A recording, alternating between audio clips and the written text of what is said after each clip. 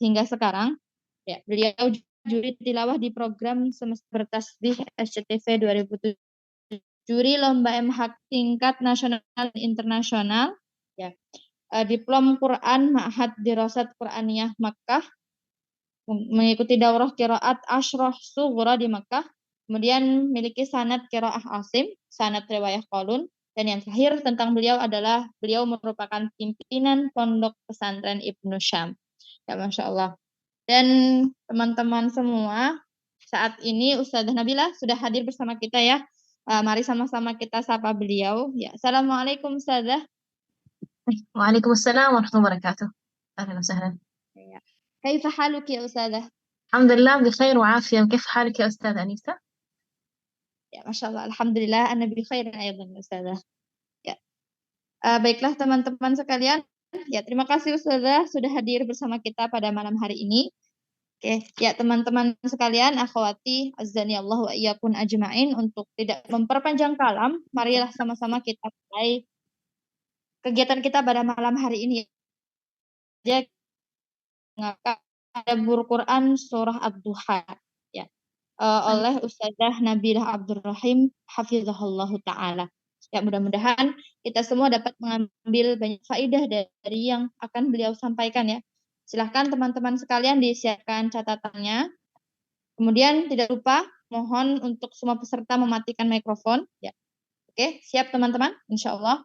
Ya, mari sama-sama kita dengarkan penjelasan dari beliau. Ya, pada Ustazah Nabilah, fal tatafaddal mashkura. بسم الله الرحمن الرحيم. الحمد لله رب العالمين، والصلاة والسلام على مبعوث رحمة العالمين سيدنا محمد صلى الله عليه وسلم. اللهم لا علم لنا إلا ما علمتنا إنك أنت العليم الحكيم. ربنا اشرح لنا صدورنا لنا أمورنا واحلل عقدة من لساننا يفقهوا لنا. اللهم افتح علينا فتوح العالم بحكمتك وانشر علينا رحمتك برحمتك يا أرحم الراحمين. اللهم اهدنا واهد بنا ويسر الهدى لنا واجعلنا هادين واهدنا إلى يوم القيامة يا رب العالمين. الحمد لله. سعيدة جدا بأن ألتقي بكم في هذا المساء. وأيضا بالله سنتدبر سورة الضحى. Alhamdulillah, saya senang sekali bisa bergabung lagi bersama teman-teman di sini di Kuantum Maba. Mudah-mudahan insyaallah pertemuan-pertemuan kita menjadi pertemuan yang penuh barokah, pertemuan yang penuh manfaat, insyaallah bismillah. Malam hari ini kita akan mengkaji bersama surat Ad-Duha. Ada ini ya, Ustazah Nisa, apakah ada Ya, Ustazah. slide-nya? Tidak. Oh, bentar, Ustazah. Oke. Sebelum ditampilkan atau sambil menunggu, surat Ad-Duha Makkiyah, yang dimana ada sebab nuzulnya, yang dimana Allah Subhanahu Wa Taala sudah cukup lama tidak menurunkan wahyu kepada Rasulullah Shallallahu Alaihi Wasallam. Maka dari situ hal ini jadi ejekan buat Rasulullah, bahwa wah Tuhanmu buka qala, ya, Rabbuka qalaka, bahwa ya Tuhanmu meninggalkanmu wahai Muhammad. Dan saat itu Rasulullah sangat menantikan wahyu dari Allah Subhanahu Wa Taala. Maka Allah Subhanahu Wa Taala cukup lama setelah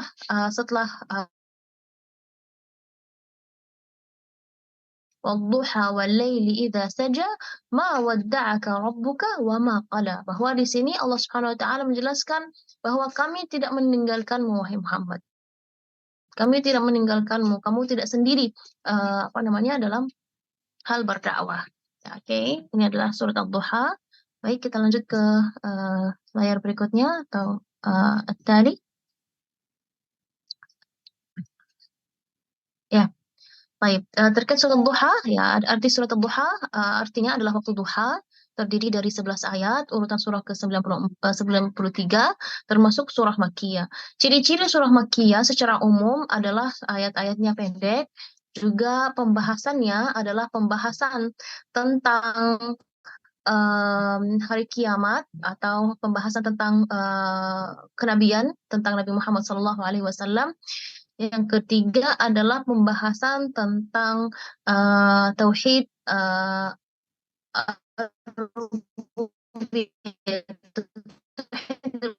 uluhiyah, ya, bahwa mereka tahu bahwa ada Tuhan, tapi mereka ibadahnya syirik ya. Mereka syirik billah. Jadi biasanya ciri-ciri surah Makkiyah itu adalah pembahas ayat-ayat yang pendek dan pembahasannya tidak jauh dari tiga tema utama, yaitu tentang tentang apa namanya tadi, tentang hari kiamat, tentang Rasul, tentang juga tauhid al-uluhiyah. Baik, kita lanjut ke halaman berikutnya. Iya.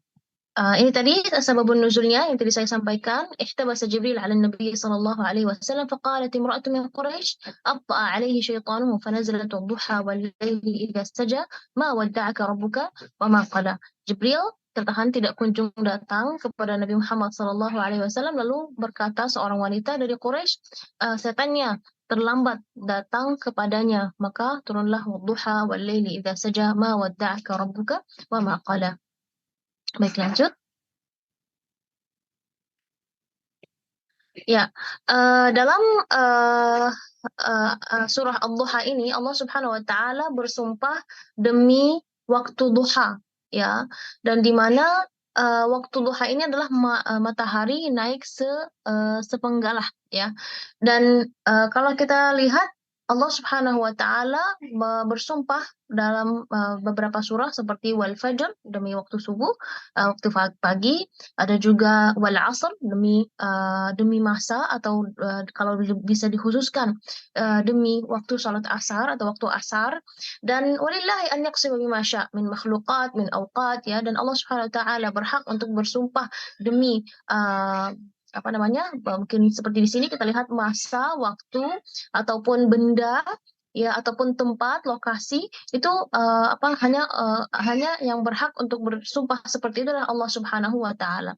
Dan ketika Allah Subhanahu wa taala bersumpah di sini, itu Allah ingin menunjukkan kepada kita ada sesuatu yang istimewa di waktu duha. Kita lihat di sini ada dua pendapat tentang arti dari ad-duha. Yang pertama adalah waktu siang, seperti yang dalam surat Al-A'raf, awa amina ahlul qura an ya'tiyahum ba'suna duhan wa hum yal'abun. Ya, apakah penduduk di negeri itu merasa aman dari siksaan kami yang datang pada waktu duha, yaitu siang ketika mereka sedang bermain. Karena apa? Dari mana kita bisa tahu bahwa duha ini yang dimaksudkan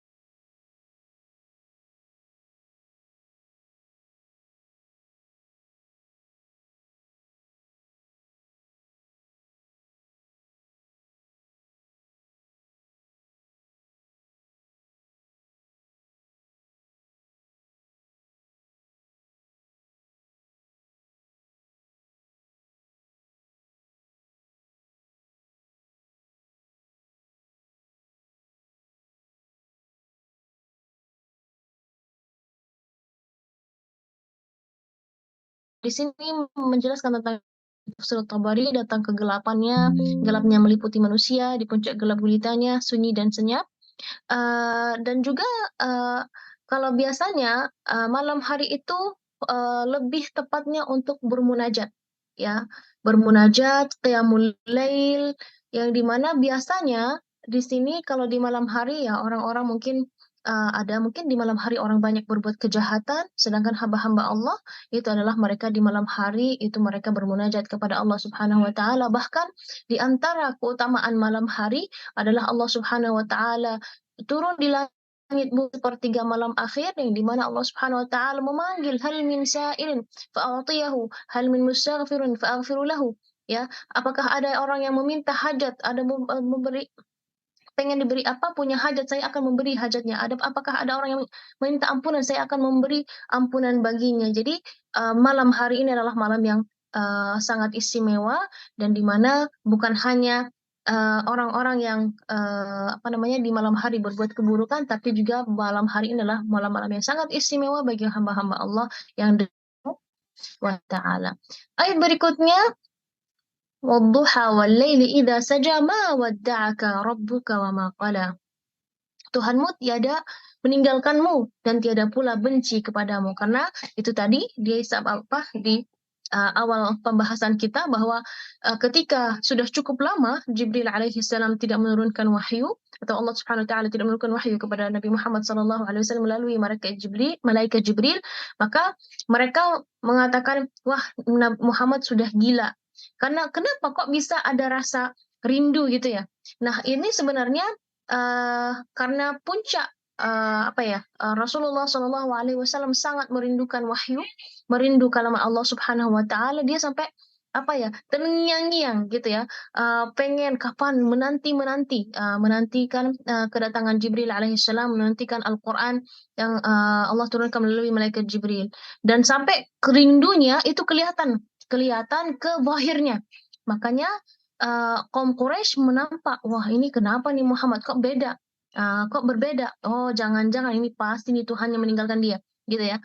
Jadi di sini kita melihat ayat ini berisi dua pertanyaan. Allah menggunakan kata Rabbuka, Rabbmu, dengan Ar-Rabb mengandung sifat rububiyah dan tarbiyah. Seakan-akan Allah ingin menenangkan bahwa wahai Muhammad, Rabbmu yang telah mendidik engkau dengan tarbiyah khusus, perhatian kepada engkau, maka Rabbmu tidak mungkin meninggalkan engkau, tidak sebagaimana persangka Ummu Jamil, ya. Jadi dengan ucapan Rabb, karena biasanya dengan kalimat Rabb ini kalau secara umum itu adalah dalam tarbiyah, dalam asuhan gitu ya, seperti itu. Makanya kalau kepala rumah tangga atau kepala keluarga itu dalam bahasa Arab namanya Rabbul Usrah. Nah, Rabbul Usrah berarti dia yang mengayomi, mengawasi anggota keluarganya. Makanya di sini digunakan kosakata Rabb. Ada juga wama qala, Allah menggunakan kosakata wama qala yang artinya wama abghadha, tidak membenci ya. Di sini Allah tidak menggunakan kalimat dan Allah tidak membencimu, tapi menggunakan dan Allah tidak membenci, karena kalimat itu berat didengar oleh Nabi Muhammad SAW, meski yang maksud adalah tetap untuk beliau. Jadi saking Allah Subhanahu wa taala sayang kepada baginda Muhammad SAW, jadi Allah Subhanahu wa taala tidak menggunakan karaha atau abghadha, enggak, tapi wama qala ya. Baik, at-tali.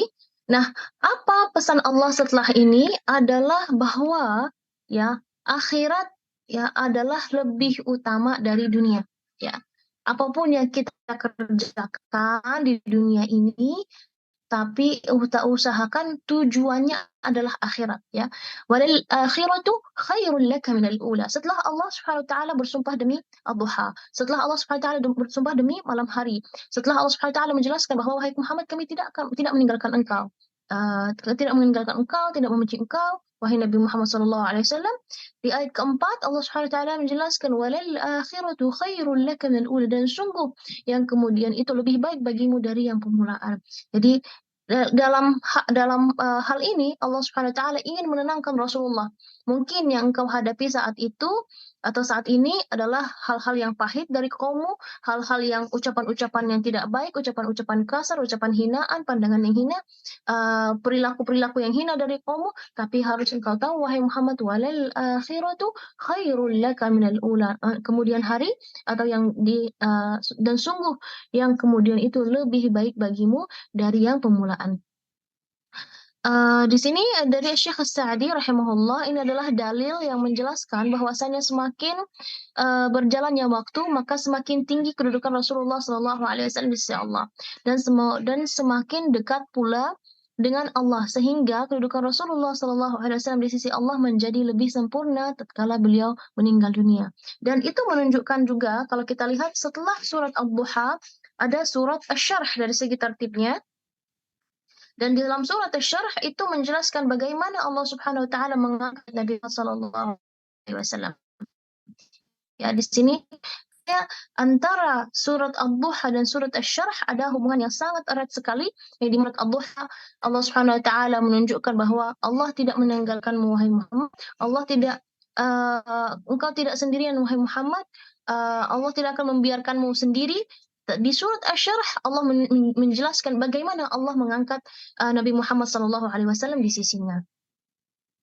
Allah Ta'ala yatlub min 'abdihi an yata'allaq bil akhirah wa ya'malu laha fa khairu lahu min al-ula. Jadi di ayat 4 ini Allah Subhanahu wa taala sangat jelas ucapannya, yaitu walal akhiratu khairul laka min al-ula. Dan juga ada beberapa ayat yang menunjang ayat ini seperti qul mata'ud dunya qalilun wal akhiratu khairul liman ittaqa. Ya, bahwa katakanlah bahwa mata'ud dunya, perhiasan dunia itu hanya sebagian atau sedikit sekali. Wal akhiratu khairul liman ittaqa, dan akhirah adalah lebih baik bagi orang-orang yang bertakwa. Baik, lanjut. Wal akhiratu khairul liman al-ula wal sawfa yu'tika rabbuka fatarda. Dalam ayat ini kita baca dulu, dan sungguh kelak Tuhanmu pasti memberi dunianya kepadamu sehingga engkau menjadi puas, dan Allah akan memberi sesuatu yang dengannya dan ya yang dengannya Nabi Muhammad SAW akan ridha dan puas. Ini menunjukkan kesempurnaan kondisi Nabi Muhammad SAW di akhirat, dan bentuk apakah pemberiannya itu. Pemberian itu yang jelas pasti Nabi Muhammad SAW akan ridha dengan pemberian tersebut. Oleh karena itu para ulama menyatakan bahwa ayat yang paling memberikan pengharapan adalah ayat ini. Wala sawfa yu'tika rabbuka. Dan sebelumnya akhirat ula menjelaskan bahwa hari akhir atau hari kemudian adalah lebih baik dari dunia. Dan kenapa kenapa hari kemudian itu atau hari akhirat itu lebih baik daripada dunia? Nah, jawabannya ini, wala sawfa yu'tika rabbuka fatarda. Allah akan memberi balasan yang sangat indah.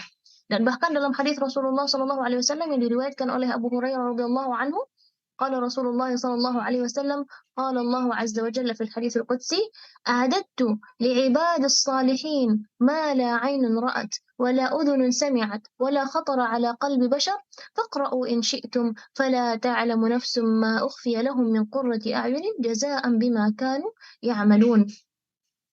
Allah Subhanahu wa taala dalam hadis qudsi berkata, "A'adadtu li'ibadis shalihin." Saya mempersiapkan sesuatu bagi hamba-hambaku yang saleh, ya. Apa? Ma la 'ainun ra'at, sesuatu yang tidak pernah mereka melihatnya. Wala udhun sami'at, sesuatu yang tidak pernah mereka mendengarnya. Wala khatara 'ala qalbi bashar, dan tidak pernah terbesit dalam hati seorang manusia. Faqra'u in syi'tum, bacalah jika hendak kalian baca, fala ta'lamu nafsun ma ukhfiya lahum min qurrati a'yun jazaa'an bima kanu ya'malun. Mereka tidak tahu apa yang akan Allah persiapkan untuk mereka orang-orang yang saleh, min qurrati a'yun jazaa'an bima kanu ya'malun, balasan bagi amalan-amalan yang mereka telah buat di dunia. Jadi ayat ini menurut saya membuat kita malu sebenarnya, ya. Dosa kita masih banyak, kebaikan kita masih dikit, tapi Allah memperhatikan kebaikan itu dan Allah membalasnya, ya. Dan bahkan dalam ayat-ayat yang lain, bukan hanya liwafihim ujurahum wa yaziduhum min fadlih, bukan hanya dibalas. Jadi ada amal-amal atau ibadah-ibadah kita tuh masih bolong-bolong, atau misalnya belum sempurna. Misalnya kita niat menghafal Al-Quran 30 juz, baru niat, ya. Sedangkan kita baru mampunya mungkin 1 juz, mungkin baru beberapa surah, tapi niat kita, tekad kita itu pengen 30 juz. Sebelum kita nyampe target 30 juz, itu Allah mencabut nyawa kita. ketika di hari kiamat, karena kita memang tulus ya dalam menghafal Al-Qur'annya, kita benar jujur, kita tekad, Allah membangkitkan kita, orang-orang tersebut, dengan orang-orang yang sudah menghafal Quran 30 juz. Nah, apa yang kita bisa ambil dari sini? Li wafiyahum ujurum. Jadi, amal-amal yang mungkin di dunia belum sempurna di mata kita, yaitu Allah menyempurnakan di akhirat. Maka, misalnya contoh seperti dalam hadis man bana masjidan banallahu lahu baitan fil jannah. Barang siapa yang membangun masjid, mendirikan masjid, maka dia akan Allah Subhanahu wa taala akan memberinya ya, membangun bagi orang tersebut rumah di surga. Mungkin ya Allah, saya mau pengen bangun masjid mah nggak bisa, kemampuan mungkin tidak ada, maka ya Allah saya punya 200.000, nggak punya miliaran untuk membangun masjid, saya punya ini. Kontribusi ini kalau kita benar-benar apa ya, jujur sama Allah, maka insya Allah walaupun kita baru ngasih sedikit, tapi di mata Allah itu Allah menyempurnakan, seolah-olah kita sudah membangun masjid. Jadi Allah Subhanahu wa taala liwafiyahum ujurahum. Jadi ini balasan yang luar biasa, dan bahkan membuat kita malu ya, merasa kadang-kadang tidak layak ya, Allah memposisikan kita tuh masuk surga itu yang paling tinggi, sedangkan mungkin amalan kita tuh masih sederhana atau sedikit. Itulah karamullah Subhanahu wa taala, betapa Allah Subhanahu wa taala sangat-sangat, Allah Maha Dermawan, Allah Maha Baik ya. Amal-amalan yang kecil, makanya jangan kita meremehkan amal-amal kecil. Wala sawfa yu'tika rabbuka fatarda. Kita punya apa? Mungkin kita selama ini berbuat baik kepada orang, tapi orang berbuat buruk kepada kita, atau balasan dari mereka berbuat buruk kepada kita. Kita jangan bersedih. Kenapa? Walal akhiratu khairul laka minal ula wala sawfa yu'tika rabbuka fatarda. Jadi memang ayat ini seperti yang tadi ada dalam kota itu, ayat yang paling memberikan pengharapan. Jadi apapun yang kita berbuat baik itu jangan dianggap itu, wah emang manusia gitu ya, kalau kita berbuat kepada mereka itu mereka menghujat ya, mereka kalau melihat kesalahan sedikit aja udah lupa. Tetapi di mata Allah tidak. Wala sawfa yu'tika rabbuka. Jadi ayat ini membuat kita tuh apa ya, menjadi lebih kuat lagi dalam tingkat iman kita kepada Allah, lebih tingkat lagi dalam menghadapi ujian atau cobaan. Kita lebih sabar dalam kita berbuat ibadah taat kepada Allah. Kita menjadi lebih semangat karena kita yakin bahwa balasan Allah adalah balasan yang sangat baik dan sangat indah. Wala sawfa yu'tika rabbuka fatarda. Ayat ini memang ada yang mengatakan karena surah ini khusus untuk kepada Rasulullah, ini harapan ini adalah hanya untuk Rasulullah. Tapi ada juga ulama mengatakan ayat ini juga untuk seluruh umatnya Nabi Muhammad sallallahu alaihi wasallam ya. Baik, at-tali wala sawfa yu'tika rabbuka fatarda. Di sini Allah Subhanahu wa taala berfirman, alam yajidka yatiman fa'awa. Bahkan bukankah dia mendapatimu sebagai seorang yatim lalu dia melindungimu? Ayat ini menegaskan bahwa Nabi Muhammad SAW adalah seorang yatim. Dilahirkan dalam keadaan yatim sejak dalam perut ibunya, sementara ayahnya telah meninggal dunia. Tak pernah merasakan belayan kasih sayang dari ayahnya, hidup yatim di bawah asuhan sang ibu. Ibunda beliau meninggal dunia karena sakit keras ketika safar di perjalanan pulang dari Madinah ke Mekah. Kala itu Nabi Muhammad SAW berumur 6 tahun. Sehingga akhirnya beliau diutus menjadi seorang nabi. Nah, ini semua adalah anugerah dari Allah Subhanahu wa taala dan bukti bahwasanya Allah tidak akan meninggalkan beliau. Dan ayat ini juga menjadi penghibur bagi anak-anak yang tidak punya seorang ayah atau menjadi anak yatim ya.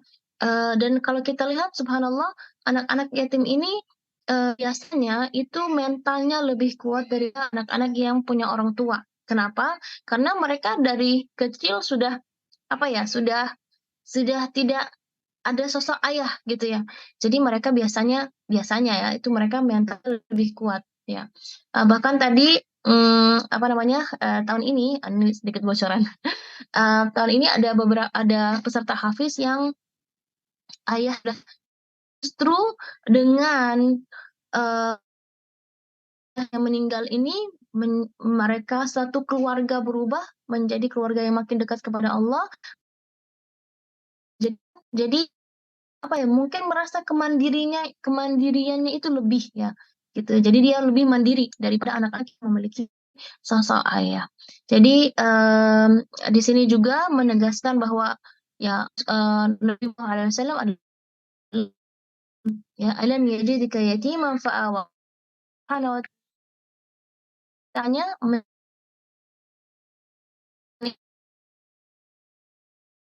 dalam Allah mana engkau jadi gitu ya, kurang lebih seperti itu. Baik, lanjut di ayat berikutnya, wajadaka dhalan fahada. Baik,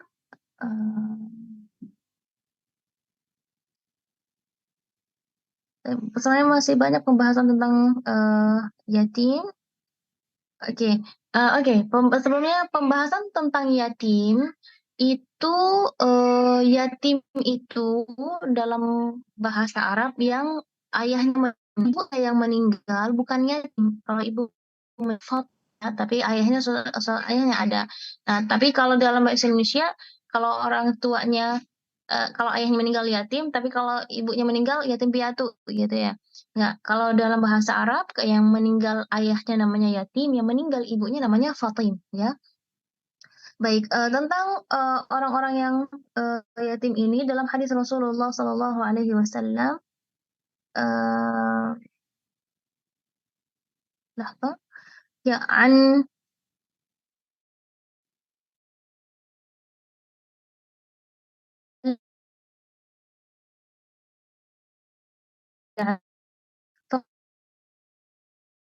Abdullah فإنه أشبه أصحابي بي خلقا ya.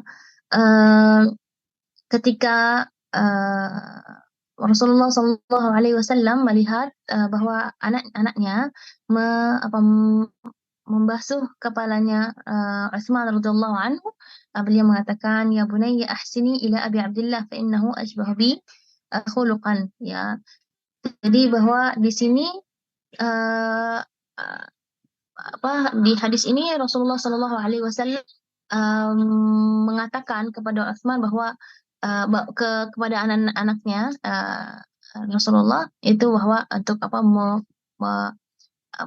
menuangkan kasih sayang kepada suaminya seperti itu, karena ashbahu ashabi bi khuluqan ya. Jadi kita tahu bagaimana sifatnya Rasulullah, walaupun Rasulullah uh, tidak memiliki ayah, tapi akhlaknya Rasulullah itu luar biasa, bisa memberi kasih sayang. Karena biasanya orang bilang, wah, dia kan nggak, wajar aja dia kasar karena dia tidak dapat kasih sayang dari sang ayah. Wajar aja dia lembek misalnya, tidak berani karena dia tidak ada sosok ayah. Nah, di sini kita bisa belajar bahwa Rasulullah Shallallahu Alaihi Wasallam yang tidak punya ayah sekalipun itu bisa menjadi orang yang penuh kasih sayang, pemimpin tegas dan lain sebagainya. Jadi kita bisa banyak belajar dari Rasulullah Shallallahu Alaihi Wasallam. Jadi kekurangan itu bukan berarti kita tidak mampu untuk menjadi orang yang baik, tapi insya Allah itu adalah didikan Allah buat Rasulullah Shallallahu Alaihi Wasallam untuk menjadi hamba Allah yang terpilih atau Mustafa ya. Baik, wajadaka dhalan fahada. Apa artinya dhalan? Dan dia mendapatimu sebagai seorang yang bingung, lalu dia memberikan petunjuk. Maksud ayat ini bahwa tentunya beliau adalah karena dulu belum mengetahui tentang iman dan Islam. Beliau belum mengetahui cara beribadah kepada Allah Subhanahu wa taala. Lalu beliau masuk ke dalam Gua Hira dalam keadaan bingung. Sehingga memberi hidayah kepada beliau dengan menurun surah Al-Alaq oleh Allah. Mati beliau keadaan atau tersesat, lalu Allah memberikan petunjuk kepadanya. Ya, sebenarnya ada beberapa arti dari kalimat dhalan. Selain itu, makna dhal an takuna ghafilan, ya, bahwa ghafil itu apa ya? Tidak tahu ya, tidak bahwa uh, bahwa Rasulullah akan diutus menjadi nabi, ya. Juga wajadaka dhalan la yadhillu la yaghfal, ma'nahu al-ghaflah, ya. Bahwa Rasulullah tidak tahu betapa martabatnya tinggi di sisi Allah Subhanahu wa taala. Itu bisa juga dimasuk dalam artian itu. Ada juga wajadaka ضالا فهدى أي وجدك في قوم ضالين فهداهم الله bik, bahwa Rasulullah SAW diutus dari kaum yang sesat, dari mereka lah ya Allah Subhanahu Wa Taala mengutuskan Nabi Rasulullah SAW menjadi nabi dan mendakwahi mereka atau memberi hidayah kepada mereka atau membawa cahaya iman kepada mereka ya. Terus juga ada lagi wajadaka dhalan fahada ay dha'i'an baina qaumika kunta wahidan faridan فريدا في عظمتك كنت وحيدا فريدا في عظمتك فاهتدى بك الناس جميعا. Bahwa Rasulullah beda sikapnya, beda kalau kita lihat Rasulullah Shallallahu Alaihi Wasallam dari masa kecil ya sampai masa sebelum menjadi nabi itu Rasulullah beda sendiri.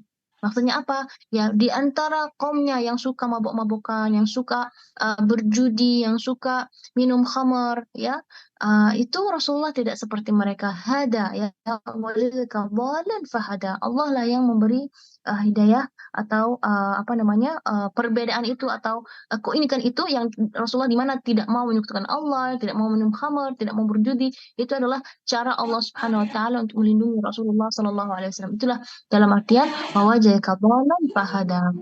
Oh, ayat berikutnya wajadaka aidan fa'aghna. Wajadaka aidan fa'aghna, dan dia mendapatimu sebagai seorang yang kekurangan lalu dia memberikan kecukupan. Ailan di sini Nabi Muhammad SAW hidup miskin dan menumpang hidup kepada Abu Talib, mengembala kambing demi upah untuk membantu pamannya, bekerja kepada Khadijah, dan akhirnya Nabi SAW menikah Rasulullah SAW menikah dengan Siti Khadijah radhiyallahu anha. Dan di sini ghaniyan, kekayaan, kecukupan di sini bisa jadi kekayaan materi atau kecukupan materi.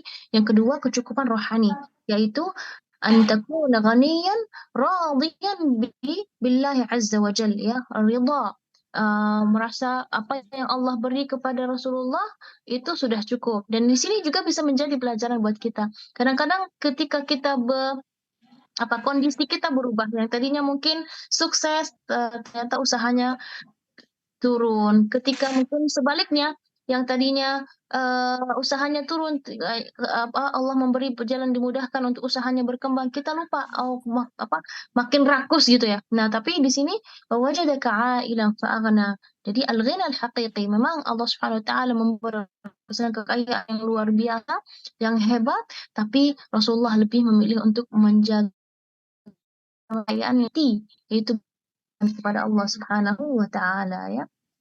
Baik, mu'min ghinahu bi'amalihi at-tayyib wa biistiqamatihi wa biyaqinihi bi rahmatillah azza wa seorang yang beriman itu kekayaannya atau kecukupannya itu dia merasa cukup dengan amal yang baik, amalnya abaikan yang baik, dan juga istiqamah di jalan Allah, dan dia yakin dengan rahmat Allah Subhanahu wa taala. Jadi materi itu bukan standar. Ya, kembali lagi materi itu bukan standar. Oh, dia kaya berarti Allah sangat ridho sama dia. Makanya tuh Allah kasih sama dia banyak harta. Itu tentu itu belum standar. Ya, belum standar. Tapi standar kita adalah apa? In akramakullahi atqakum. Yang paling mulia di antara kalian adalah yang paling bertakwa kepada Allah. Dan ini jarang ya. Atau mungkin di zaman sekarang secara khusus jarang yang melihat seperti itu, ya. Dan kalau kita baca 3 ayat tadi, alam yajidka yatiman fa'awa, wajadaka dhalan fahada, wajadaka ailan fa'aghna. Ini tiga hal yang dimana apa namanya harus merenung juga dalam kehidupan kita, yaitu fa'awa. Mungkin kita dulu tidak punya rumah, tidak memiliki rumah, tidak punya tempat berteduh, ya Allah memberi tempat untuk mungkin dulu kita apa namanya dari lingkungan mungkin cukup, tapi Allah mau ke lingkungan yang lebih bagus. Dulu mungkin kondisi ekonomi kurang baik, Allah menempatkan kita kepada kondisi yang lebih baik. Itu makin kita tahu rencana Allah Subhanahu wa taala, takdir Allah Subhanahu wa taala, bagaimana Allah mengatur jalan kehidupan kita itu, kita makin cinta kepada Allah. Ya, makanya Allah alhamdulillah ya, Kadang-kadang kita nggak sabar, ya Allah kok doa saya nggak dijawab-ijabah gitu ya. Tentu bukan Allah nggak mau ngasih kepada kita, bukan Allah nggak mau ngabulin kita, mungkin Allah pengen memberi tersebut apa namanya mengijabahkan itu dalam waktu yang tepat dan waktu. Subhanallah. Alam yajidka yatiman fa'a wa wajadaka dhallan fahada wa wajadaka 'ailan thumma yatim la taqhar. Kembali lagi Allah Subhanahu wa taala menjelaskan tentang anak-anak yang yatim. Nggak boleh Kak, balik lagi tadi apa pembahasannya? Saya nggak baca. Balik lagi Kak di slide sebelumnya. Ya, ketiga karunia kayak gitu ya. Ketiga karunia yang Allah berikan kepada Nabi Muhammad SAW merupakan bukti nyata dari firman Allah pada ayat keempat yang telah disebutkan sebelumnya, walal akhiratu khairul laka minal ula, dan kemudian itu lebih baik bagimu dari yang permulaan. Yatim dinaungi Allah, diberi petunjuk, diberi kecukupan. Ini semua sebagai bukti bagaimana mungkin Allah Subhanahu wa taala meninggalkan Nabi Muhammad SAW, apalagi sampai benci dan marah kepada Nabi Muhammad SAW. Sebagaimana sangkaan Ummu Jamil. Baik, lanjut ayat berikutnya. Fa'ammal yatima fala taqhar. Ya, maka terhadap anak yatim janganlah engkau berlaku sewenang-wenang. Ayat ini merupakan ayat yang paling dimengerti oleh Nabi Shallallahu Alaihi Wasallam. Beliau benar mengetahui mengalaminya. Yatimnya Nabi Muhammad SAW adalah yatim yang sempurna, sama sekali tak pernah merasakan kasih sayang seorang ayah. Bahkan meninggal ibunya ketika beliau berumur 6 tahun. Dan dalam hadis Rasulullah, wakafilul ana, di sini ada ya, ana wakafilul yatimi fil jannati hakadha, faqala bi isba'ihi as-sabab wal wusta, kayak gini ya.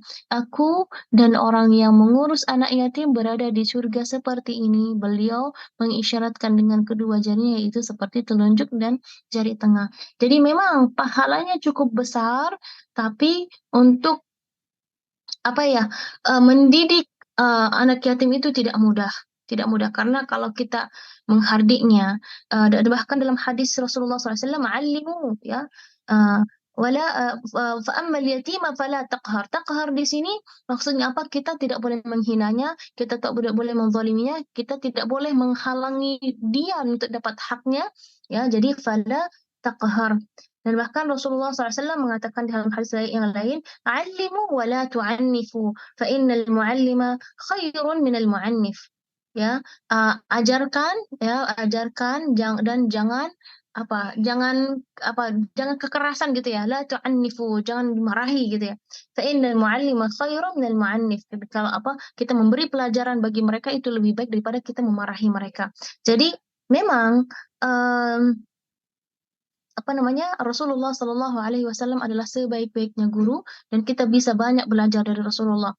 Pernah suatu hari Rasulullah Shallallahu Alaihi Wasallam ada seorang badui, dia salat. Ketika dia salat, dia atas rajul, ya, dia ada yang bersin.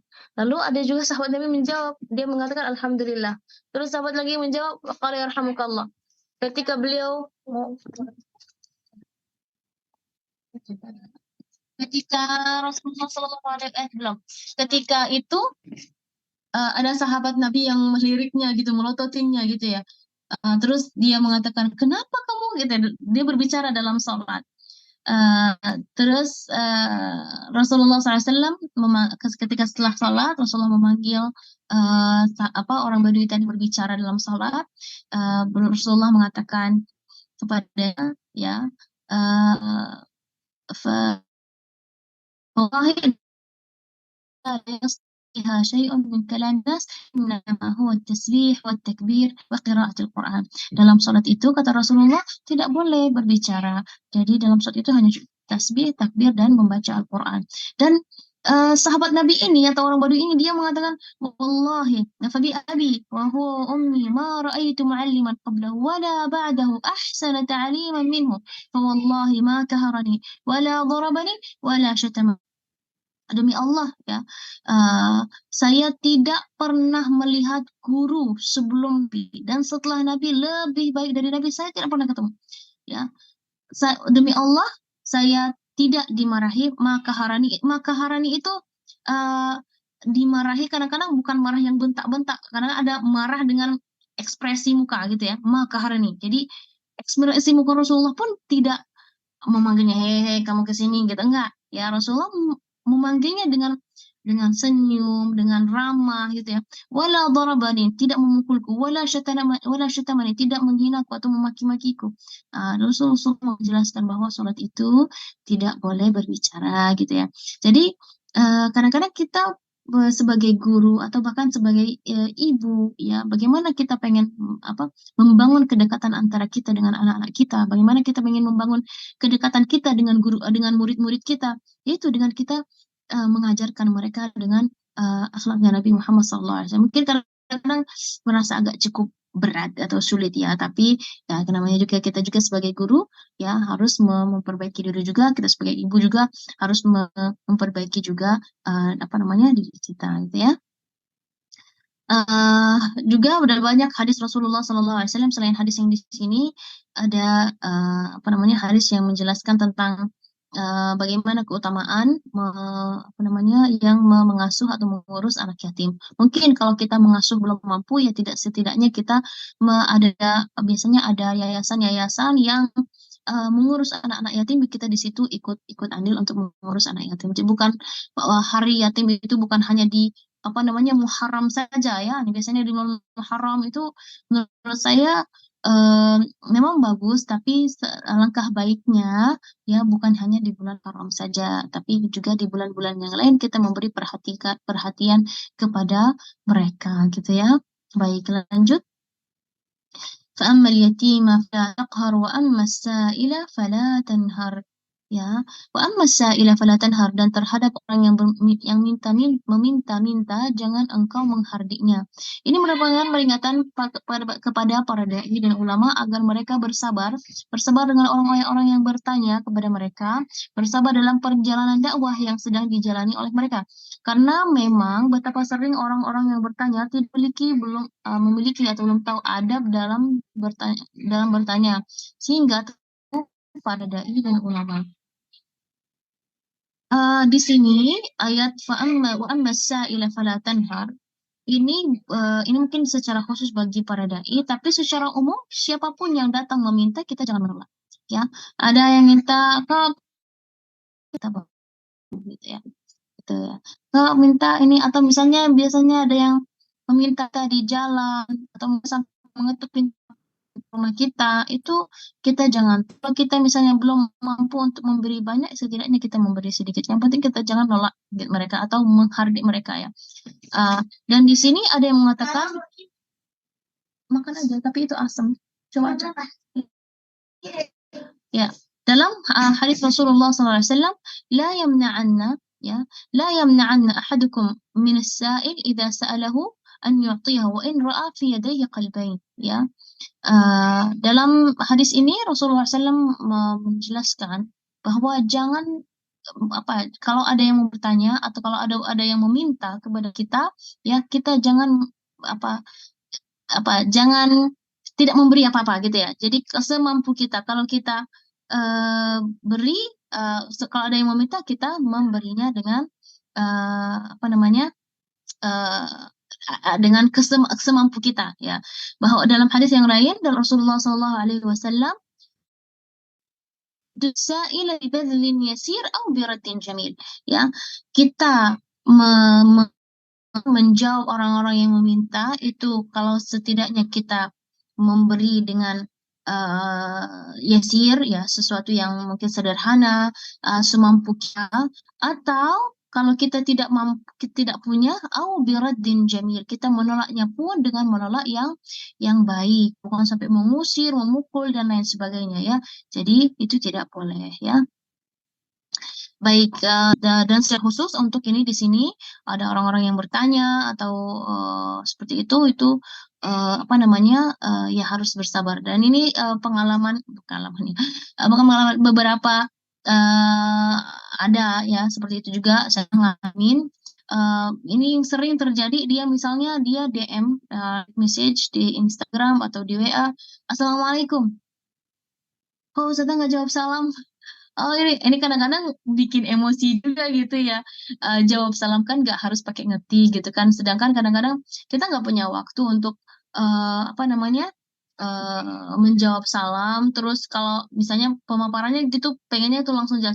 Assalamualaikum, eh, saya dari saya mana butuhnya apa namanya itu saya mau bertanya bla bla bla. Nah, gimana pendapat Ustazah? Nah, ini kalau pertanyaan seperti ini lengkap biasanya saya menjawab. Tapi biasanya kalau Assalamualaikum Ustazah, apa kabar? Itu seperti chattingan itu agak cukup lama gitu. Dan itu karena wah, sebenarnya bukan seperti itu gitu ya. Jadi kadang-kadang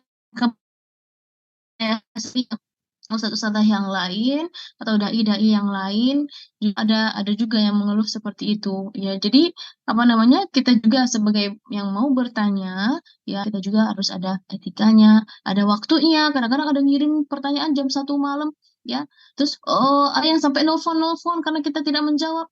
Nah, ini juga kita sebagai kita harus punya etika, punya adab ya. Mungkin menjadi tugas para dai dan bersabar menghadapi orang-orang seperti itu. Tapi ya, tanya orang yang mungkin tidak punya ilmu, kita juga waktu cara berbicara kita harus juga dengan baik gitu ya.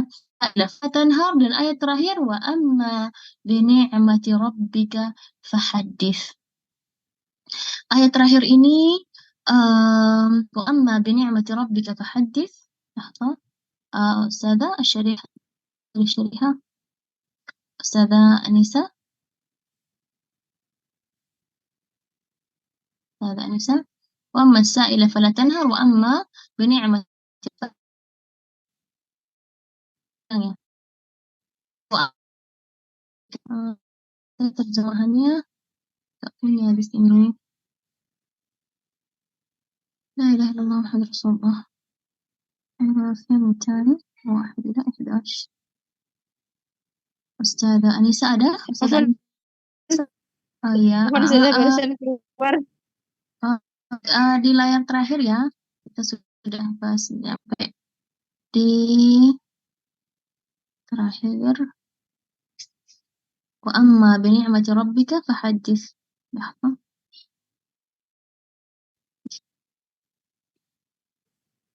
Ini ya Ustazah. Nah, tapi terlalu kecil, boleh dibesarin lagi nggak? Atau emang kecil? Sama. Gini, Ayat. Wa amma bi ni'mati rabbika fahaddits.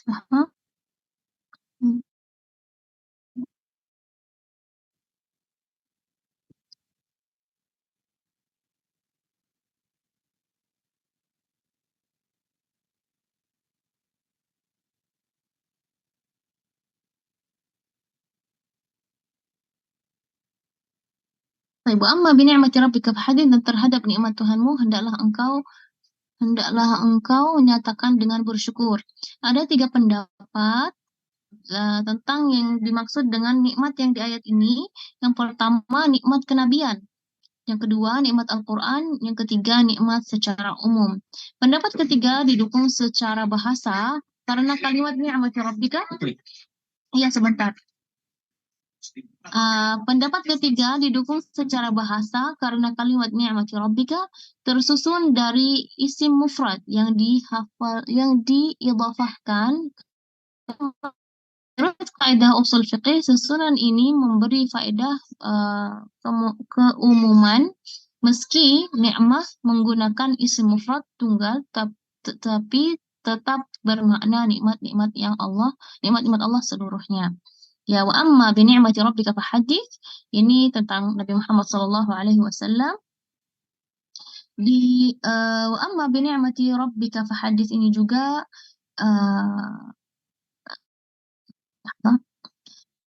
nikmat-nikmat Allah yang Allah telah beri kepada Rasulullah Sallallahu Alaihi Wasallam itu nikmat yang cukup banyak ya.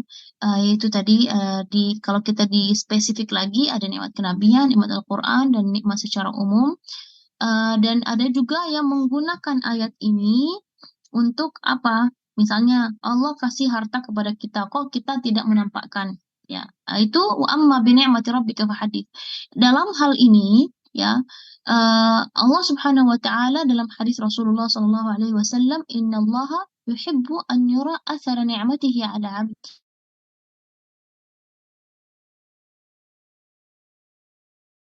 Ya, misalnya kita memiliki kekayaan atau misalnya Allah memberi kepada kita, bukan kalau dibilang kekayaan sih itu standarnya kan, standar orang kan berbeda-beda, ya. Allah memberi kepada kita harta, ya, secukupnya kita. Kita tampakkan. Kita tampakkan, maksudnya apa? Misalnya Allah memberi kepada kita harta yang cukup, ya, yang dimana kita mampu untuk membeli baju baru misalnya. Nah, di situ kita tampakkan, oh bukan berarti kita boros setiap bulan atau setiap hari kita beli baju, bukan seperti itu. Tapi kita, Allah pengen melihat, oh kita menggunakan hartanya dari jalan Allah. Allah suka kita apa namanya menampakkan nikmat itu, ya, menggunakan nikmat itu dalam hal-hal yang diridhoi oleh Allah Subhanahu wa taala. Memang bagus untuk sedekah, bagus kita menolong orang lain, tapi bukan berarti kita menolong orang lain sedangkan baju kita misalnya buruk-buruk atau misalnya bolong-bolong atau mungkin tidak layak untuk dipakai. Sedangkan sebenarnya Allah memberi kepada kita harta uh, yang dimana ya kita mampu untuk beli pakaian untuk kita, pakaian buat anak-anak kita, pakaian untuk keluarga kita. Nah, itu yang Allah dimaksudkan ma bi ni'mati rabbika fa hadis, ataupun di hadis yang lain atau di hadis tadi, innallaha yuhibbu an yara athar ni'matihi ala 'abdihi, ya. Mudah-mudahan dengan kita uh, apa namanya baca di surat Ad-Duha, kita bisa pahami bahwa kita itu layak. Jangan sampai nikmat, misalnya nikmat kesehatan, nikmat bisa memandang, nikmat bisa mendengar, itu kita anggap seperti itu kan saya kan lahir dari yang sehat. Jadi yang sehat gitu ya. Saya mau apa hari-hari saya diberi dengan kecukupan, kayak memang karena orang saya itu otomatis kecukupan. Jadi jangan sampai kita merasa nikmat yang Allah kasih kepada kita itu sebuah seperti kewajiban dari Allah memberinya kepada kita, bukan. Tapi kalau kita merasa ini adalah anugerah, adalah nikmat yang kita harus benar-benar mensyukuri, ya, kita kita mengelola nikmat-nikmat, cara kita melihat nikmat-nikmat tersebut itu bukan hanya pandangan, oh memang pantas saya dapat jabatan ini, memang pantas ini ke saya kasih. Enggak. Kita menganggap bahwa semua adalah dari Allah, titipan semua adalah kejayaan, kesuksesan ini adalah dari Allah. Itu maka kita ya apa cara kita berpikir pun itu tidak ada rasa sombong. Jadi التي يعيشها الإنسان نعمة البصر والسمع والنطق والحركة والمأوى التي إن ذكرتها شكر الناس ربهم، أما أن تتكلم عن نعمة خاصة التي تنفرد بها والتي إن ذكرتها أقمت حاجزا بينك وبين الناس, ya. Jadi semua nikmat yang Allah yang kita rasakan, nikmat pemandangan, nikmat melihat, nikmat mendengar, nikmat berbicara, nikmat bergerak, dan nikmat tempat tinggal, itu semua jika engkau sebutkan maka Allah orang-orang akan bersyukur juga. Tapi apabila engkau tatakallam عن نعمك الخاصة التي تنفرد بها والتي إن ذكرتها قمت حاجزا بينك وبين الناس, ya. Jadi kita harus mengingat semua nikmat-nikmat itu adalah dari Allah Subhanahu wa taala, ya, dan kita harus mensyukurinya. Cara at-tahadduts bin ni'mah bisa dengan kita berbicara, kadang-kadang kita tampak misalnya pengalaman itu sebuah nikmat. Saya pernah itu termasuk nikmat, ya. Bukan berarti sombong. Itu juga sempat apa namanya menjadi biasanya kan kalau CV kayak gitu ya, itu kan memang diminta gitu ya, Kak CV-nya apa, bukan berarti kalau kita menunjukkan prestasi-prestasi kita. Itu sempat awal-awalnya saya tuh nggak mau, sudah cukup dan lahir dari Mekah, itu juga saya lahir dari Mekah itu bukan sesuatu yang istimewa. Menurut saya seperti itu ya. Ya siapa aja Allah kan dia lahir dari Mekah itu banyak gitu ya. Eh, kok jadi ini banget gitu ya. Al-Quran di usia muda. Menurut saya itu adalah apa ya? Bukan sesuatu yang apa layak untuk ditampakkan gitu ya. Ya harusnya kita ya hal-hal seperti itu disembunyikan. Tapi ketika saya berdiskusi dengan pada apa beberapa asatidz atau guru-guru, beliau tidak apa-apa ya, apa ya, apa ya, kalau kamu berani aja untuk misalnya nih misalnya di juri Hafiz Indonesia guru haram kenapa kalau jadi jadi misalnya nanti gimana gitu ya. Nah, ketika guru katakan itu bukan ria, itu bukan ini itu termasuk tahadus bin ni'mah karena itu kan sudah jadi sudah lama gitu ya. Sesuatu mungkin bisa membuat kita bangga sebenarnya, tapi kalau memang niat kamu itu untuk apa namanya untuk hanya yang sudah sebatas formalitas saja itu tidak termasuk insya Allah tidak termasuk apa namanya takabur, sombong. Nah itu insya Allah mudah-mudahan masuknya dalam at-tahadus bin ni'mah. Jadi kembali lagi dengan kita mungkin dengan titel apa namanya ada titelnya DR atau PhD dan lain sebagainya. Itu Allah ya kalau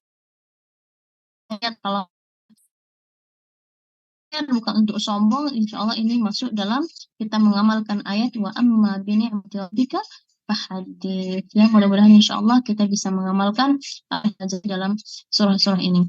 Teman lagi, Kak Sultan Nisa? Oke. Hendaknya setiap hamba mengingat-ingat atau menyebut-nyebut nikmat Allah ya kebanyakan nikmat agama, nikmat dunia. Para ulama menyatakan bahwa di antara bentuk syukur itu bisa dilakukan dengan menyebut-nyebut nikmat yang diwujudkan melalui hati, lisan, dan anggota badan. Baik, lanjut. Sudah? Ada lagi sepertinya pelajaran? Oke. Tujuh faedah dari surat Al-Duha. Yang pertama, dunia tidak lepas dari kekeruhan dan kesuraman. Sesungguhnya Allah telah menciptakan manusia dalam keadaan kabad. Innal insana apa ayatnya? Mesti tidak ayat. Oke, penuh lelah, sukar, kecapean. Dua, kita diperintahkan untuk mengingat berbagai nikmat dan berbagai kesusahan sehingga kita bisa terus bersyukur dan bersabar. Tiga, wajib mensyukuri nikmat dan disalurkan pada hal-hal yang diridhai oleh Allah Subhanahu wa taala. Empat, Allah suka melihat bekas nikmat yang tampak Allah pada hambanya. Udah. Lima, apa ya? Ini lensanya bergerak. Oke, lima, meminta-minta di dalam mencakup minta ilmu dan harta seperti mereka yang tidak boleh dihardik. Oleh karena itu, yang berilmu hendaklah dia berakhlak mulia di hadapan orang yang diajarkan, tetap murah senyum, memuliakan dan menyayangi. 6. Nikmat yang disyukuri adalah nikmat duniawi dan nikmat ukhrawi. 7. Dianjurkan untuk menyebut-nyebut nikmat Allah di saat ada maslahat. Ya. Masya Allah, Alhamdulillah kita sudah uh, Alhamdulillah belajar bersama-sama tentang surat Ad-Duha. Masih ada lagi Ustaz Anissa? Sudah, Ustazah. Sudah, Alhamdulillah Rabbil Alamin. Mudah-mudahan apa yang kita pelajari malam hari ini bisa manfaat buat kita semua, barakah buat kita semua, dan kita bisa mengamalkan. Khususnya di bagian kita mengingat nikmat-nikmat Allah, kita mementingkan akhirat dibanding dunia, kita melihat betapa kasih sayangnya Allah kepada kita itu luar biasa, takdir Allah kepada kita itu luar biasa. Di setiap tahap dalam kehidupan kita itu Allah menunjukkan kasih sayangnya. Mungkin jangan merasa wah saya ini kan masih jomblo kan kalau kasih sayang sama saya berarti kasih pasangan dong. Enggak seperti itu. Allah Maha tahu ya. Allah Maha tahu, Allah Maha baik, Allah Maha kasih sayang. Jadi kita harus yakin itu semua ya. Mudah-mudahan kita bisa mengamalkannya. Baik, hada wallahu ta'ala a'la wa a'lam wa sallallahu ala sayyidina Muhammad walhamdulillahi rabbil alamin. Subhanaka la ilma lana illa ma 'allamtana innaka antal alimul hakim. Wassalamualaikum warahmatullahi wabarakatuh. Saya kembalikan ke Ustazah Anisa. Insyaallah. Waalaikumsalam warahmatullahi wabarakatuh. Ya, alhamdulillah, masya Allah, tabarakallah. Terima kasih Ustazah, jazakillahu khairan atas penjelasannya terkait materi kita hari ini tadi tentang tadabbur Quran surah Ad-Duha. Oke, baiklah teman-teman sekalian, kita lanjutkan ke sesi berikutnya, yaitu sesi tanya jawab. Sehingga apabila ada teman-teman yang ingin bertanya, silahkan Anda persilahkan untuk menggunakan fitur raise hand. Tafadhalna. Oke, ya. Silahkan Ukhti Ais ya, Ais Komariah. Ya. Tafadhali Ukhti. Assalamualaikum warahmatullahi wabarakatuh. Waalaikumsalam warahmatullahi wabarakatuh. Izin bertanya Ustazah Ya, tentang silakan. anak yatim. Boleh suaranya dikencengin? Boleh bertanya tentang anak yatim Ustazah? Bisa dekat lagi nggak? Jauh banget suaranya. Bentar. Ya, terdengar kan?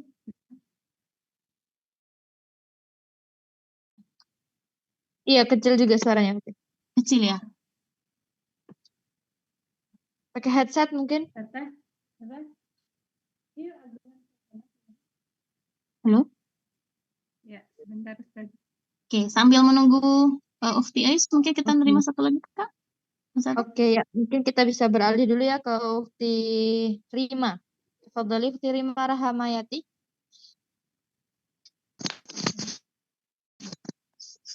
Assalamualaikum warahmatullahi wabarakatuh.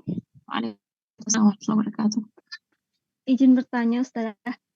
Jadi kan misalkan kita punya orang tua nih, misalkan kita tuh lagi menghafal misalkan. Tapi kan sebagai orang tua mungkin bangga gitu ya memiliki anak yang sedang menghafal misalkan atau mau kuliah atau gimana, terus orang-orang kayak doain ya ini mau menghafal kayak gimana gitu. Terus kan misalkan anaknya suka di apa sih? Gak suka dikasih tahu dulu ke orang gitu sebelum pencapaiannya tuh berhasil gitu. Itu gimana? Jadi Boleh? dia cerita ke orang-orang dulu apa yang dia lakukan sebelum dia berhasil gitu. Iya. Ya, sebenarnya tidak apa-apa. Dalam hadis Rasulullah SAW ada hadis yang lain, yaitu ista'inu ala qada'i hawaij iman. Ya, hendak kalau ingin berbuat itu yaitu dengan cara diam-diam. Kenapa? Karena yaitu tidak semua orang itu suka. Maksudnya apa? Ada orang-orang yang dengki sama kita, gitu ya. Tapi kalau misalnya sama orang tua kan nggak apa-apa, gitu ya. Tapi kadang-kadang kalau apa namanya sesuatu yang belum jadi itu jangan diumumin dulu, gitu ya. Contoh seperti apa? Seperti khutbah. Khutbah sunnahnya Nabi, khutbah itu dirahasiakan. Kalau menikah, akad itu diumumkan. Kenapa khutbah dirahasiakan? Nah, nggak jadi. Banyak yang nggak suka, gitu ya. Di zaman sekarang udah apa perhiasannya, dekornya, sampai dandanya, pakai juga nah khidmah misalnya secara khusus itu adalah merahasiakan, sedangkan kalau akad nikah itu diumumkan. Nah, kenapa ada apa namanya kalau kita misalnya mau kita tuh harus tahu misalnya nih insya Allah nih orang ini baik sama kita, niatnya baik sama kita, bukan apa namanya kita kita menceritakan terus dia mencemooh, dia merendahkan, dia menjelek-jelek kita. Kita juga harus pilih-pilih orang yang mana kita mau ceritakan, minta doa ataupun tidak. Itu juga tuh apa namanya kita harus pintar gitu ya. Karena kembali lagi tidak semua orang suka. Dan memang dalam hadis yang Rasulullah ada hadis itu ista'inu ala qada'i hawaijikum bil kitman. Ya, kita dalam hal-hal ada dalam urusan-urusan itu harus ada rahasia dulu. Baru kalau sudah jadi baru kita kasih tahu gitu ya, seperti itu. Baik, Ustazah, terima kasih. Ya, sama. Baik, tadi sudah kembali ke Ustaz Ukhti Ois, apa namanya? Coba Ais. Assalamualaikum, Ustazah. Oke, masih jauh sebenarnya, tapi nggak saya yang dekat sini. Ya. Oh, iya. Maaf, Masya Ustazah. Allah. Ini tentang kalau misalnya anak yatim. Bagaimana kalau ada di wilayahnya sejak kita Baik, dia udah ayahnya tidak mau tanggung itu nanti apa namanya akan bertanggung jawab gitu ya. Di hari kiamat nanti akan Allah tanya ya apa yang sudah buat selama ini untuk anaknya itu karena dia adalah ayah yang bertanggung jawab. Walaupun sudah kalaupun istri kan sudah bercerai tuh. Nah, istrinya ini bawa anaknya, ya kan? Dia memiliki hak asuh anaknya, ya. Di suami barunya ini kan yang bertanggung jawab nafkahnya, ya. Jadi tidak ada apa namanya meninggalkan melepaskan kewajiban. Dia harus tetap interaksi, menelpon, nanya kabar, kalau bisa juga jalan-jalan sama anaknya, ngajak makan, memperhatikan pendidikannya, memperhatikan bagaimana anaknya bertumbuh gitu ya. Itu hak seorang hak anak kepada orang tua gitu ya. Itu haknya anak. Ya, kalau ayahnya ada ya bukan anak yatim dia. Ya, dia bukan anak yatim. Ayahnya ada tapi karena berpisah saja. Tapi bukan berarti berpisah berarti melepas tanggung jawab. Nah, itu namanya orang nggak ayah yang tidak bertanggung jawab. Bagaimana kondisinya? Bagaimana? Ya harus dinasihati, diingatkan. Kalau biasanya kalau seperti itu kan bisa mengajukan ke hakim bahwa soal ayahnya ini tidak menafkahi. Ya beda kalau misalnya kasusnya dia sakit atau misalnya tidak mampu dan lain sebagainya. Tapi kalau dia mampu dia mampu untuk melihat memperhatikan anaknya, memberi nafkah itu sudah menjadi tanggung jawab gitu ya. Nanti Allah akan mengingat ya semoga terjawab ya Usti. Cukup ya. Syukran, Ustazah. Baiklah Ustazah dan ya mohon maaf sepertinya sesi tanya jawab kita akhiri terlebih dahulu kendala waktu karena masih ada sesi selanjutnya itu sesi door prize. Oke teman-teman mohon maaf boleh lower hand dulu semuanya. Ini dari ini aja dari siapa?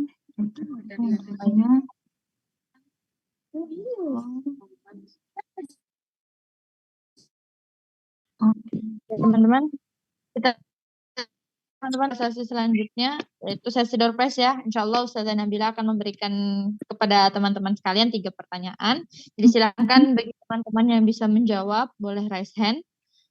Insya Allah di akhir ada door prize ya seperti door prize hadiah insya Allah. Oke. Ya silakan kepada Ustazah Nabila.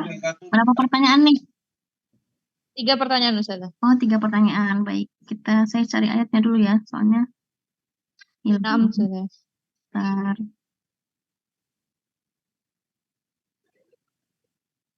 Nah, tadi ini ya. Tadi ya soalnya adalah wadduha bisa diartikan atau artinya ada 2 artian. Apa jawabannya?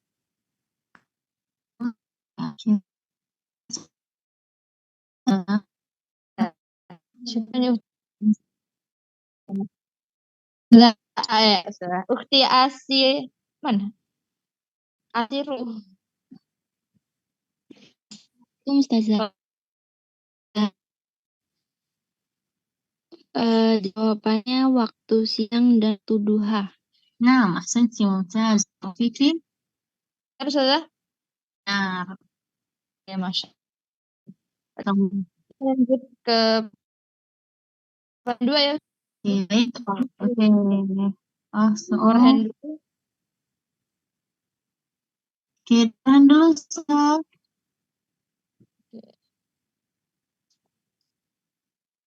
Lagi. Ya. Pertanyaan berikutnya adalah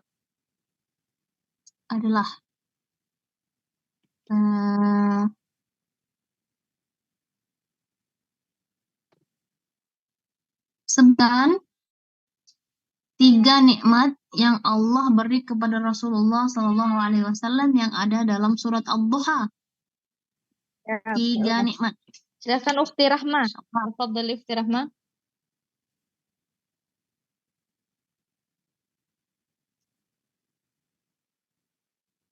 Ukhti Rahma. Kita hitung sampai 5. Kalau nggak jawab kita Nah, sudah. yang Kita lain. itu Oh, sampai iya. Dinaungi Allah, diberi petunjuk, dan diberi kecukupan. Terus satu lagi?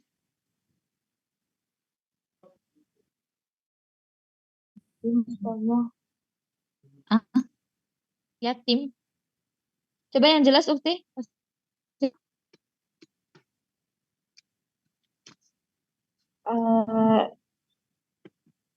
Diberi karunia yang sehingganya Rasulullah jadi puas gitu saja.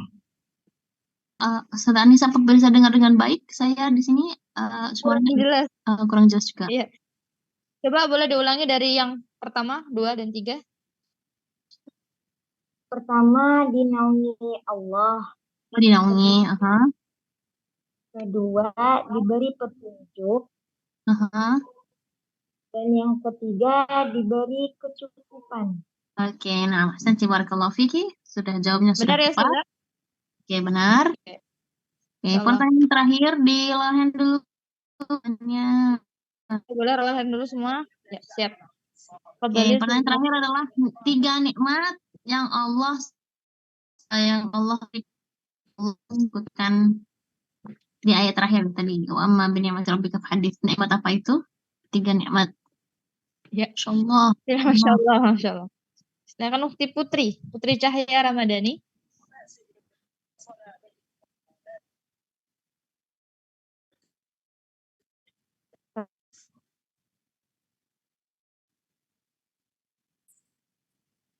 Tes 1. Kita hitung sampai 5 ya Ukti Putri. Kalau nggak bisa, kalau nggak ada suara kita alihkan. 2, 3, 4, 5. Ya. Ukti Putri, kita alihkannya ke Ukti Dwi Purnamasari. Tafadhali Ukti Dwi. Yang pertama itu nikmat kenabian, nikmat Quran, dan nikmat secara umum. Masya Allah, tabarakallah, barakallah. Benar. Masya Allah, Masya Allah. Ahsantunna, barakallahu fikun. Insya Allah pada fokus ya, alhamdulillah dari awal sampai akhir, alhamdulillah. Baiklah Ustazah dan teman-teman sekalian, Masya Allah, alhamdulillah. Ana ucapkan jazakillahu khairan. Terima kasih Ustazah atas materinya juga dan juga waktunya bersama kita, bersama Quantum Aba pada malam hari ini. Ya, semoga Allah senantiasa memberikan Ustazah kemudahan dan kelancaran urusan dan juga kesehatan selalu ya Ustazah. Amin, insyaallah. Jazakallah khair. Semoga kita bertemu lagi di lain waktu untuk bersemai teman-teman Quantum Aba. Baik Ustazah, terima kasih sekali lagi. Kemudian akan Ustazah untuk dan melanjutkan aktivitas yang lain. Baik, barakallahu fikum. Samihakum apabila ada hal-hal yang manfaat, maka itu semata-mata dari Allah. Apabila ada khilaf atau salah-salah ucap, itu semata-mata dari diri saya dan syaitan, maka saya minta maaf. Mohon maaf lahir dan batin untuk semuanya, dan insya Allah kita bisa berjumpa di lain kesempatan. Assalamualaikum warahmatullahi wabarakatuh. Assalamualaikum.